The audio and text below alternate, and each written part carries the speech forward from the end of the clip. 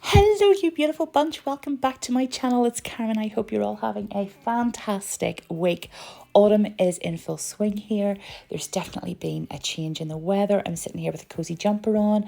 We've got our nail, our stamper here. We're all ready to go to do some nail art. I have my little Aliana finger here all prepped. We are doing a snake skin effect. I did see this being done really quickly on Pinterest, and I cannot remember the artist's name, but I will pop it in the description below of who it was inspired by. But I just wanted to give it a go. So this is a bit of a kind of, I don't know, a sort of a trial, sort of, that kind of thing. Let's see how it goes. Haven't done anything like this before, tried anything like this before. I'm not even one for snakeskin nails, but there we go.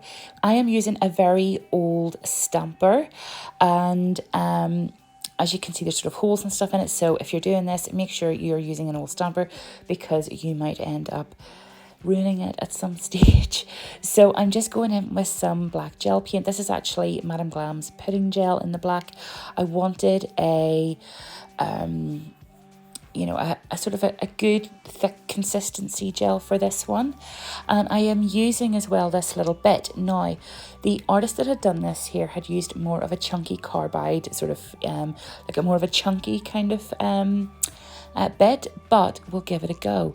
So I do the first roll over, and as you can see, it kind of creates that cool snakeskin effect. Now realistically, I should have stopped right there. That's where I should have stopped, but I didn't. I kept on going. I kept rolling and rolling. And I think if I had stopped where I had said there, it would have looked a lot better because you were getting sort of, more of that, you were getting more of a wave in it. But this is a learning curve, and it's something that you will just need to learn. So I've popped that into the lamp. Once it's cured, I have just literally dabbed my finger into some gold chrome and pressed it onto that tacky layer. Make sure, obviously, you cure it first, obviously. And then I'm just, as you can see with a pair of tweezers, I'm just really easily slipping it off. The tweezers just go underneath. So this is why I say to use an old stamper, because if the bit head doesn't kind of if it doesn't catch it, the likes of using the tweezers might do. So just, if you've bought yourself a brand new stamper and it's all beautiful and lovely and new, just no, I wouldn't try it on that. But anyway, so there we go. So we set it onto the nail. It's nice and sort of pliable. So it's pretty easy to work with at this stage. And then I just sort of trimmed the side bits off and sort of trimmed them a little bit and sort of added the bits here and there. I like the more jagged edges, so that's why I kind of tried to keep that. So going in then, I'm applying, I think this is some rubber base coat as well, just to add some sparkles, because I'm going to be using Bronze Blush, one of my favourite glitters. I think it is beautiful.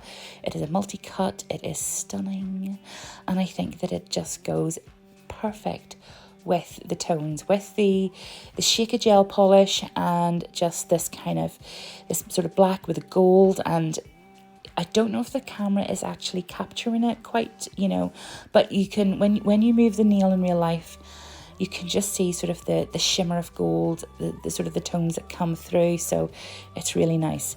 I have cured it, and now I'm encapsulating it in Builder in a Bottle. I would actually have done this probably with hard gel for a nail less length, obviously. But I just wanted to do it with Builder in a Bottle because I was like, why not?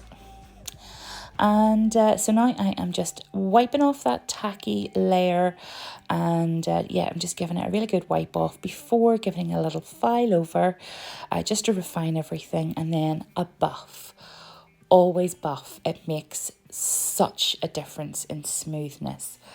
And then after that, we go in for our final wipe, and then we just apply the top coat. I was actually going to keep it matte, but then I was like, no, let's go glossy.